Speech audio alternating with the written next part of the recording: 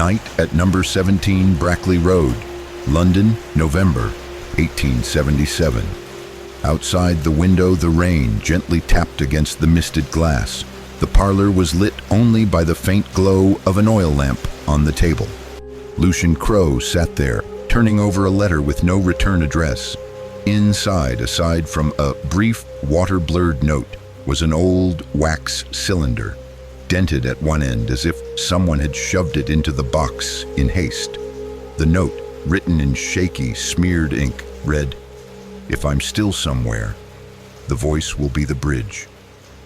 Lucien slowly placed the wax cylinder into the old phonograph. His fingers trembled slightly, wrapped in an atmosphere of creeping dread. He turned the crank, and the ticking gears merged with the rain outside. Then, from the harsh static, a voice emerged. Hoarse, fragmented but unmistakable. Dorian Vale's voice. "Lucien, if you hear this, I'm not gone. The fourth lower layer, beneath the second wall. They don't know I'm still awake." The static dragged on, then silence. The wax cylinder cracked right after the last words, as though it couldn't contain the weight of what it just carried. Lucien sat motionless, eyes locked on the phonograph. The oil lamp flickered slightly, casting a trembling shadow behind him. All that remained was him, and a question lodged in his chest. Where is Dorian imprisoned, and by what? On the table, the morning paper lay unfolded, a small, bold headline on the final page. Ashwick, Lady Edith Lorne found dead in locked bedroom, body discovered inside a pure salt circle. Lucien picked up the paper, his eyes sharpened. Salt, lower depths, a circle. The clues began weaving a dark net inside his mind. Lucien rose, donned his coat, and packed his oil lamp and pouch of silver salt. He tightened his grip on the old revolver in his coat and murmured, "Hold on, Dorian. Even if I must walk through the seventh depth, I'll find you." Outside, the night rain turned into a biting storm. Lucien pulled his hat low, pushed open the heavy door, and stepped into the darkness. Ashwick, a small riverside town, often shrouded in fog, even by day. Lucien arrived by late afternoon, the mist so dense he had to lift his lamp just to see the road. House number 42. Elm Street, the scene of the incident, sat at the end of a cul-de-sac. The local police, long used to strange occurrences, welcomed Lucien eagerly. We don't know how to explain this, Mr. Crowe," the young inspector stammered. The bedroom door was locked from the inside. No signs of struggle, not a single wound. Lucien nodded quietly and stepped into the house. The air inside was heavy, as though time itself had frozen. Lady Edith's bedroom was on the second floor. The thick oak door still bore a sealing mark. As Lucien entered, a chill ran down his spine. In the center of the room, precisely in the middle of the old wooden floor, lay Lady Edith's body, aged but with a face not twisted in pain, rather serene, as if she had just escaped a nightmare. Around her, a carefully laid salt circle, uniform as if drawn with a compass. Not a single footprint, not a grain disturbed. Lucien knelt, lighting an oil lamp near the floor. The weak light rose to the wall. Above the headboard, amidst patches of mold and damp, emerged a strange engraving, carved deep into the wall, an inverted triangle surrounded by 3 interlocking rings. A soul-sealing sigil. Lucien shivered. Not many would recognize it. Only those familiar with ancient rites or who had worked with the lower layers would understand. Soft footsteps echoed behind him. Lucien turned. A pale-faced young maid stood trembling. I heard someone knocking on the floor that night," she whispered. "Not once, 3 times, like someone trying to claw their way up." Lucien clenched his fist. 3 knocks. In ancient rituals, 3 knocks signaled a fracture in a soul-binding seal. He leaned close to the salt ring. The flickering lamp cast a shimmering light over each ivory grain. A chill, like ice water, slid across his skin. "This circle," Lucien muttered. "It's not for protecting the living, it's to keep something trapped. And if broken, that something would be free." Lucien dug deeper. All previous victims had one thing in common: brief comas before death, as if their souls had begun to separate from their bodies. In Ashwick's old library in the damp cellar, Lucien found a nearly destroyed book. Inside, a passage caught his eye. "Those caught between life and death, whose souls cannot cross over, sometimes require a liberator. Through the salt circle ritual, they sever the soul from the decaying body. Death, in this case, is not an end, but a release." Lucien shivered. The liberator, not a killer, not a murderer, but someone freeing souls trapped in rotting flesh. That evening at a riverside inn, Lucien met John Weathers, Ashwick's former gravedigger. John sat across from him, clutching his old felt hat, eyes darting. I saw him that night in the pouring rain, standing in the cemetery, no umbrella, no coat, just there like he was waiting for something. Lucien narrowed his eyes. "Describe him." John swallowed. Tall, thin, black cloak. I didn't see his face, but under his feet there was salt, a circle of it. Lucien's grip tightened in his coat. A salt circle, in the cemetery, on a stormy night. Not a coincidence. "What was he doing?" Lucien asked. John whispered, "Talking to the graves. I swear I heard him say their names." That night, Lucien returned to the old cemetery. The sky was pitch black, the rain like cold needles. Through the mist, he saw faint rings of salt scattered along weathered tombstones. He raised his lamp and approached. On one crumbling grave, barely legible, Benedict Vale, 1811 to 1863. Vale. Lucien froze. Same surname as Dorian. A cold shiver surged down his spine. Could Dorian's family be tied to these ancient sealing rites? Lucien knelt, took out a pouch of silver salt, and carefully traced a circle around the grave. The wind blew the mist aside, revealing what he hadn't seen before: an inverted triangle within 3 interlocking rings, the same symbol from Lady Edith's wall. Lucien tightened his grip on the lamp and murmured to the wind, "Dorian, what have you gotten yourself into?" Ashwick's night was thick and damp like velvet. Lucien crept through narrow alleyways, lantern in hand, golden light flickering with each gust of cold wind. The trail led to the eastern Old Quarter, a place locals avoided, whispering its name. The lower district. Dilapidated houses lined the street like rotting teeth, windows staring hollow.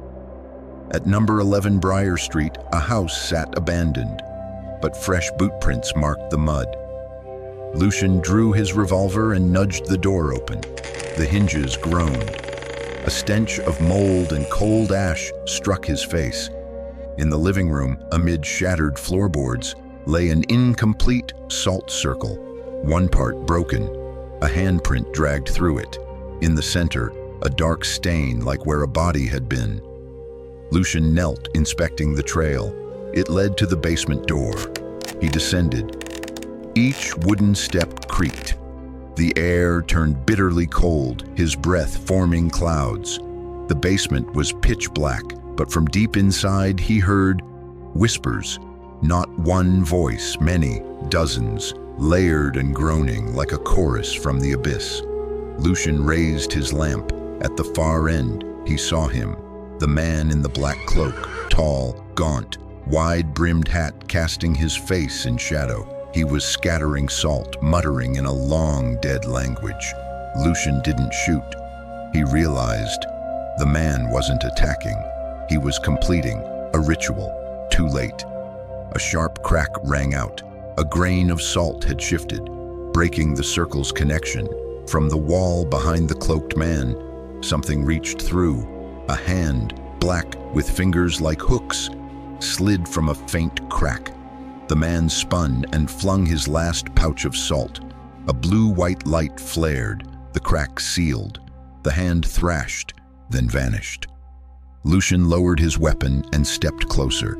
The cloaked man panted, clutching the now empty salt pouch. "Who are you?" Lucien asked. The man lifted his face, pale, lined, far older than he looked. He rasped, "I am the last who remembers how to keep them from crossing." Lucien narrowed his eyes. "Them?" The man gave a weary smile. "Souls that no longer belong. Corpses that refuse to die. Shadows caged too long. They rot into monsters." Lucien's spine chilled. The man pointed at the broken salt ring. "Each soul I free seals one gate. If I fail, more than one will fall with them." Lucien pressed, "What about Dorian Vale? Where is he?" The man froze, then whispered, "Vale is not just imprisoned. He is the key." A triple knock echoed from the basement wall. Slow, heavy, like a cursed invitation. Lucien and the cloaked man stood still, only the beating of their hearts audible. "If you want to find Vale," the man breathed, "you must go deeper, through the second door." Lucien asked, "Where is it?" The man pulled back a floorboard, revealing a narrow tunnel. They once sealed it with salt, wax, and faith. But faith is long forgotten. Lucien descended into the dark, a narrow brick passage, damp and cracked. Dried blood trailed across the rubble. At the end, a massive wooden door stood. It towered nearly 2 meters high, covered in cracked wax sigils.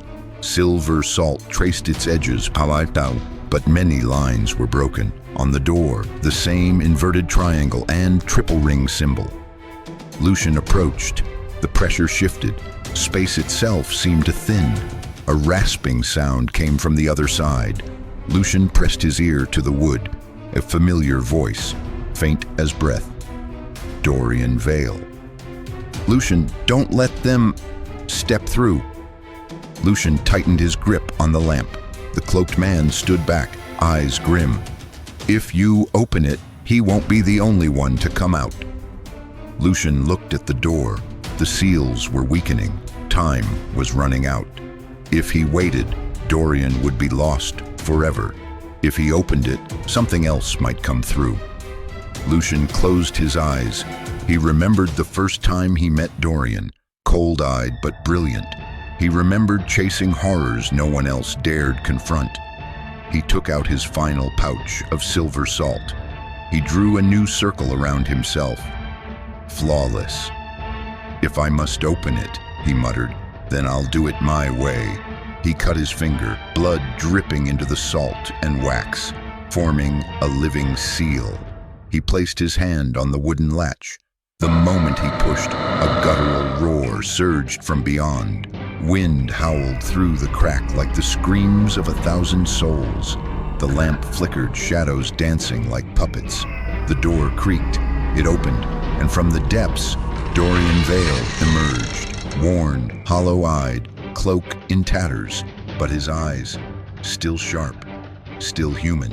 Behind him, a blackness surged. Something else was coming. Lucien shouted, "Get in the circle, now!" Dorian stumbled in. Lucien slammed the door shut, smashed the oil lamp. Flames engulfed the seals. The passage sealed, for now. Dorian lay gasping in the circle of salt, pale and skeletal. Lucien watched the door. A cracking sound echoed from the wall. Something still stirred. The salt was failing. Blood and ash had thinned it. Lucien took the last of his silver salt, barely a handful. He traced a final circle, muttering ancient words the cloaked man had taught him. When done, he turned. Dorian's eyes were open, sharp but shadowed, like someone who had survived drowning. Lucien helped him up. "You all right?" Dorian rasped. "For now, not for long." Lucien looked at him, shadows flickering across the wall. "You said not just one layer. What did you mean?" Dorian gripped his arm. "There are 7 lower depths, each one locked, and they're trying to climb back up." Lucien's heart pounded. "The salt circle is only the beginning," Dorian whispered. "Once the seals break, what we face won't just be souls. A fresh crack split the wall. The wind moaned like distant cries. Lucien clenched his jaw. We won't let that happen, even if it takes 1,000 circles. Dorian smirked weakly. Good. We'll need everyone. As they left the ruins, Lucien looked back.